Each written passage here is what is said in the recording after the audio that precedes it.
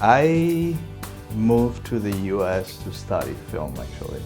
I was always a fan of documentaries when I was growing up, nature documentaries and just other documentaries that I used to watch because I come from Venezuela, so I used to watch those documentaries in Venezuela. Through a friend that was coming to Siena Heights University, I came to campus one day and I met Pat Palmer.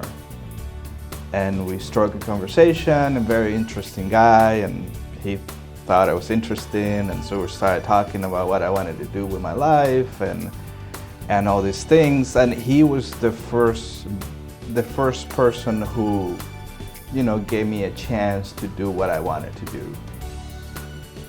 It wasn't a success because I was, I think, overly ambitious, but he was the first person that you feel that, he gave me an opportunity to try and get me the first hand that I needed to find the way that I wanted to find. He was like, let's do it, like you have that opportunity, and then if you decide that you want to do a master's degree at Siena Heights University, I can help you also do that.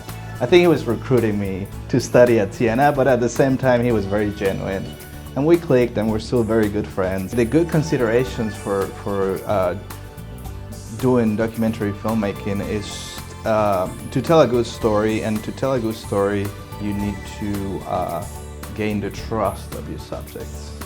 Because once you gain the trust, there's more intimacy and they can tell you the real story, and they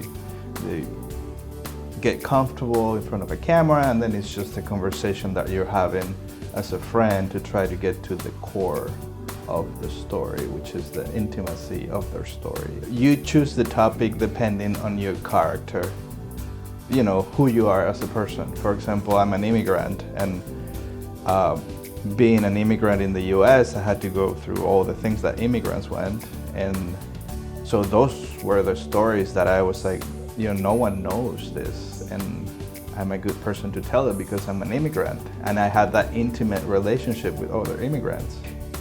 For me, it's very important that, the film that I finished, which is a feature-length documentary that we're going to show tonight, it's a story about immigrants, and it's made by an immigrant.